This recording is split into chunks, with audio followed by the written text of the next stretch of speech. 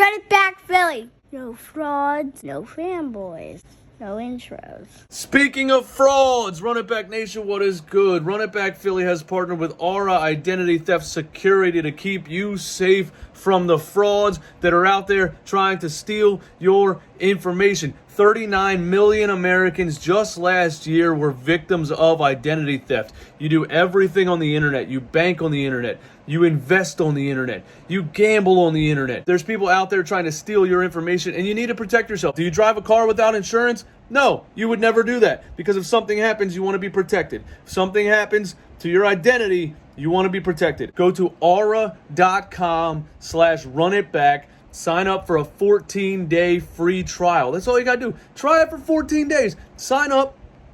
You tell them what accounts to monitor. You tell them what you want to protect, and just see what it does for 14 days. Do it. Aura.com/runitback. Sign up for a 14-day free trial. Cancel anytime. And enjoy this clip of me debating Tom Arnone and Ryan Bordo of A2D Radio about the Sixers' biggest issue, which we all know is Doc Rivers. Doc Rivers is the biggest problem for the Sixers going forward. Agree or disagree? Listen, it's pretty easy to me. It's pretty easy. The biggest problem for the Sixers going forward is the health of Joel Embiid year in, year out. Because I don't care if you had Red Auerbach, Phil Jackson, okay, some of the greats. You're not winning unless he's healthy. So that's the biggest problem for the Sixers going forward.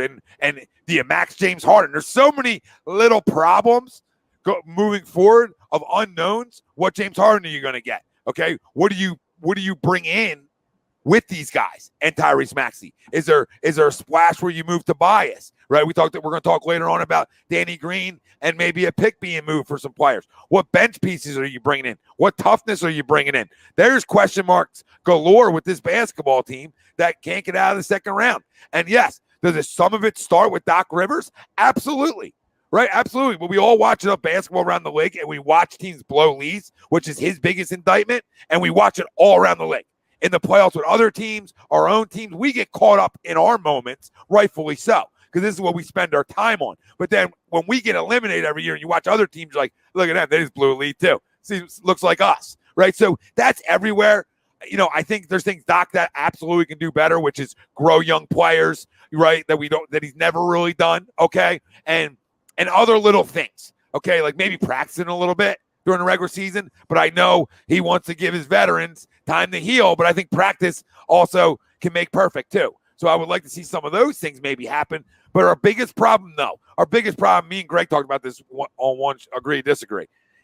It's the health of Joel Embiid. Nothing else matters. No matter who the other role players are around him or stars around him, air quote, if he's not healthy, we ain't winning shit. So it starts and ends with Joel Embiid. And then if he's healthy and we don't get to where we want to get to, then we start questioning and saying, hey, this guy's the problem, right? Then we know it's Doc, or we know it's, right, Harden, or et cetera, right? We'll have a better idea. Right now, like Doc Rivers, to me, hasn't lost us a series. Ben Simmons lost us a series. James, a broken orbital, essentially lost us a series. They're the things that really lost us a series. Right? Did Doc play a part in a 26-point lead that you blew? Sure, he's the head coach. He leads it, but he's also not out there playing. I'm the biggest advocate of this. Like, our new voice is cool. Yeah, we begged for a guy that had accountability after Brett Brown. We were begging, like yelling. Can we get one guy in here that holds people accountable? And we actually did with him and Sam. Like, they're going to hold guys accountable, right? Now, our X and O's, are they perfect? No, but look at the talent, too. Have we really been good enough? Outside of 2 years ago where we should have beat Atlanta, are we really good enough? Because with a broken orbital, we shouldn't beat anybody. And that's what we witnessed.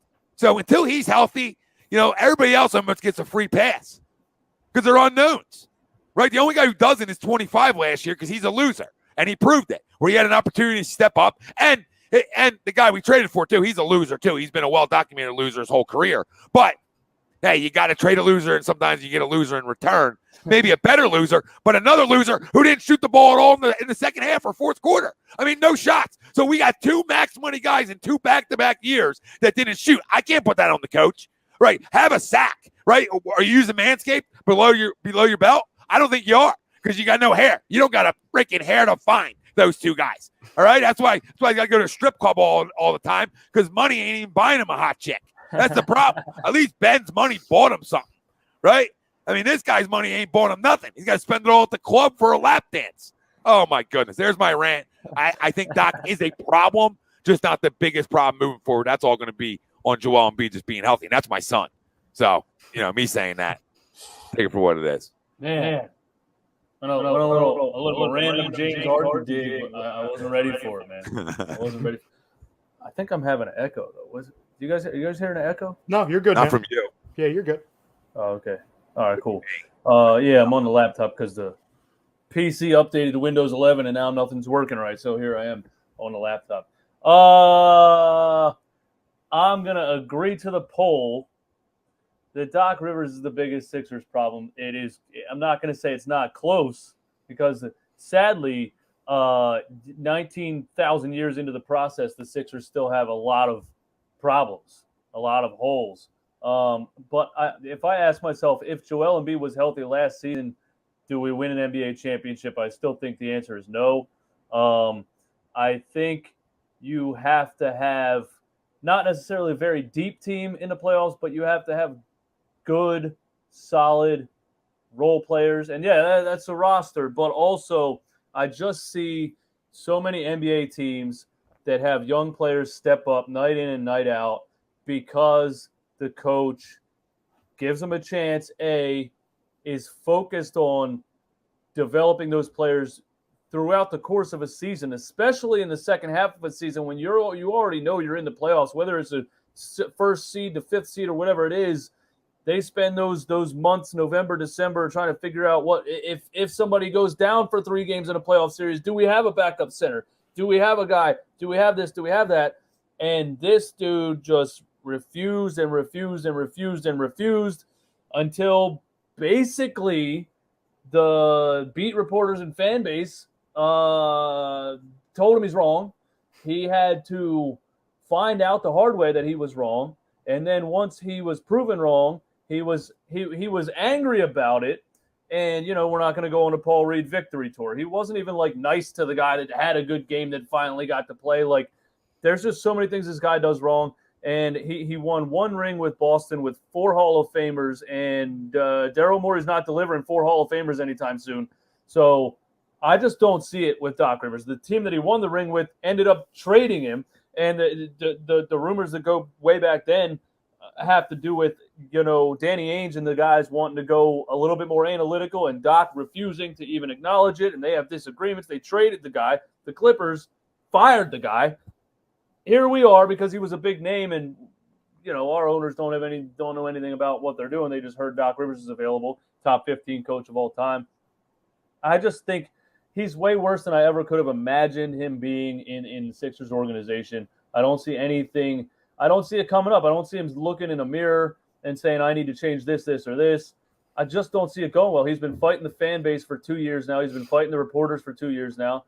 I don't think you're going anywhere by coming back with Doc Rivers. The reason he's coming back is because Josh Harris owes him money for 3 more years, and he's not going to budge on 10 cents because he's trying to buy, the Denver Broncos or whatever else. These guys has an obsession with buying sports teams. I don't know. I guess if I had that much money and was bored in my mansion in Miami, I'd probably be like, hey, I guess I'm going to go try buy another sports team. But no, I think there's a lot of problems, but I honestly do think Doc Rivers is the biggest problem because the people talk about the issues with this team, and a lot of people, the first thing they say is the culture, or you need a winning culture, or you need.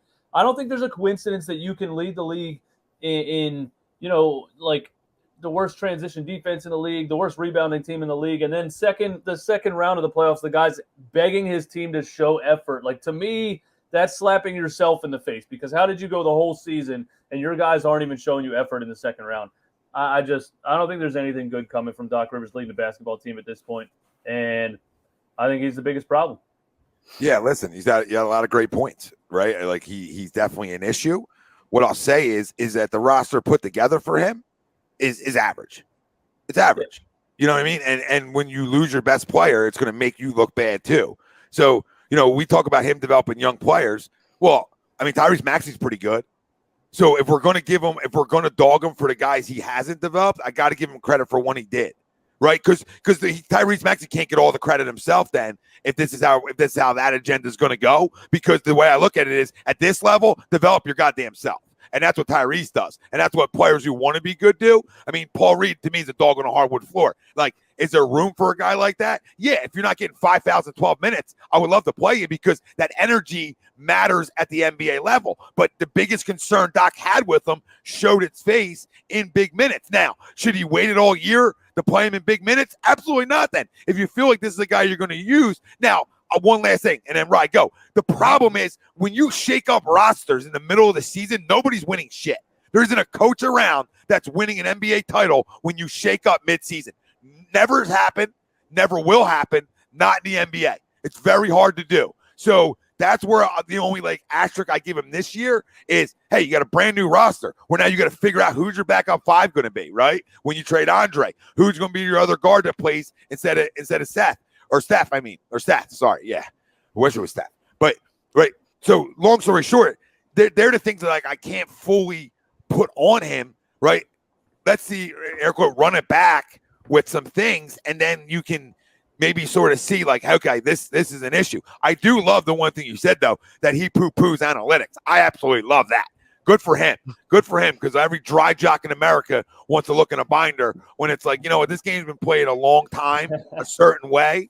And like I said, the only bailout he gets this year is you don't have your best player, arguably the best player in the NBA, healthy. I can't expect you to right. You're going to beat that team. I agree. I agree with the analytics part to an extent. I call myself eye test Eastwood. Like I'm almost anti analytics. But when it's glaringly obvious, when you're the worst rebounding team in the league, you're getting decimated, whatever the plus minus was, and then Paul Reed gets 5 rebounds in 4 minutes, and you don't play him again the next game. It's like, what's going on here? Our biggest issue is not being able to get the damn board, and here you go with Paul Millsap again, and here you go with DeAndre Jordan again. I'm not saying either decision was winning a title, but there's just obvious things that he refused. And I don't give him credit for Tyrese Maxey either. Tyrese Maxey was ready as a rookie. He helped the game. He helped the team steal Game 5 against Atlanta. The next game was Shake Milton off the bench that helped us. So these are both when Ben Simmons disappeared. And then Game 7, he randomly went with George Hill because that's what Doc Rivers does. But Game 7, old guy. Go. This is unfair, though. We're going to be critical of him developing a second-round pick. Like, how many second-round picks develop? Like, in the NBA, like, how many? I mean, they're far and few between, though. There's guys who are good. Don't get me wrong. Just play the right guy. That's all. Just play the obvious guy. But to me, he's never going to be the right guy. What benefit was there to playing Paul Millsap or DeAndre Jordan in those minutes? You're hoping because the other guy's not going to, like he said, that guy's not going to win me a championship. Not that the other guys will, but you hope maybe a veteran out there is better than a second-round pick who is not developed yet. He's just not. Right. But when you see that he is not better, then, cancel the plans, but he won't. Well, that's where the stubbornness comes in. That's where the Glen Rivers.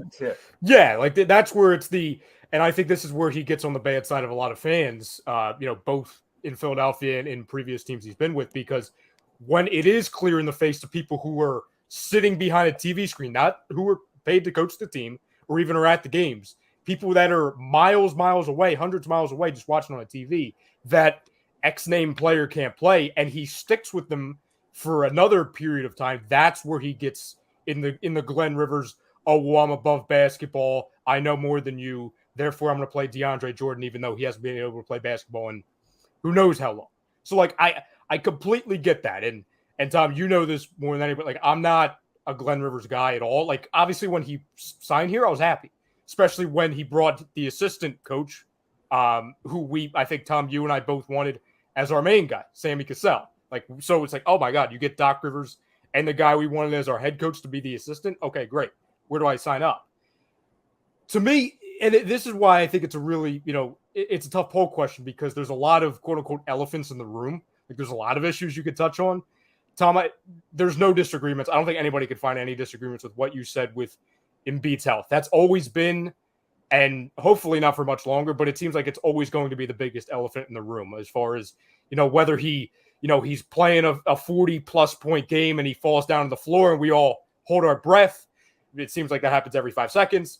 Or something does happen, or he goes through an entire season for the most part healthy like he did last year, but then something flukish and he gets elbowed in the face, and then all of a sudden he has an injury, and then it comes out he has like 2 hand injuries.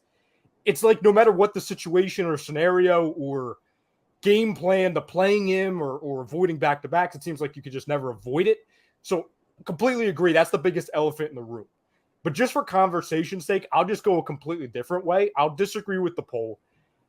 And it's kind of what you guys both kind of touched on, the middle thing that I think you both agreed on, which is aside from your top 4, and sometimes your quote-unquote second star didn't know how to play basketball, so that was even worse. You were running out there like I remember the conversations before the playoffs. Oh, do you have a big like how many players do you need? Do you need 7 reliable guys, 6, 8? We had like 4.5, sometimes 3.5.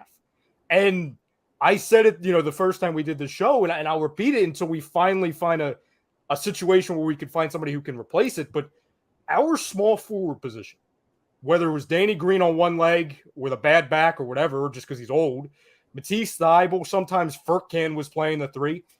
I kid you not, it is one of, if not the most horrid small forward position on a championship contending team, which we hoped for, that I've seen in recent memory. Like, our small forward position didn't know how to play basketball, whoever it is. And like, I'll say that quietly for Matisse Thybulle because I hope other teams don't realize he can't play basketball. And like, I would like a trade to happen involving him, but I look at, okay, once you get past 21-year-old Tyrese Maxey, who's awesome, but really we can't put a ton of pressure on him in a second year, even though he's done everything and more from what we've asked for him. Embiid, who's Embiid. Tobias, who's kind of that very good role player type guy. He's going to give you some defense, but he's not really, you're not expecting him to go off for 35-plus points. And then Harden, who has a pulse, at least in the Sixers uniform, one out of every 5 games. It's kind of like, okay, once you get through that, Shake Milton, I like, but A, he's never healthy, and B, he's a streaky guy. He's a bench player. Furkan, no. Georges, I'm in worse shape than everybody in the NBA. Niang, like, you know what I'm saying? Like, George Niang was our 6th man, and he forgot how to play basketball in the last 2 months. Yeah, he was worn out. Yep. You just get exposed. Yeah, he just got exposed. So, like, my biggest concern, I think the biggest problem, and this is why, like, it sucks because of how the roster construction is and how it's not only top-heavy based off of talent, but it's also top-heavy based off of money, because you have, like, 4 or 5 guys that are making close to 30, and then the next highest-paid guy is Danny Green at 11. Or I'm sorry, he's not even at 11, he's at 10. So there's no middleman. So when you're trying to make, a move, or you're trying to, kind of even out your roster, the money, forget about talent, it's literally telling you have the most top-heavy roster you could possibly think of. Especially when you have the other elephant in the room is the guy with bad knees and bad hamstring, is he going to want $46 million? Like, that's the other thing. Oh, I mean, Daryl Morris should get fired on the spot if he gives them that money. Listen, my biggest issue too is you can add that loser into it too.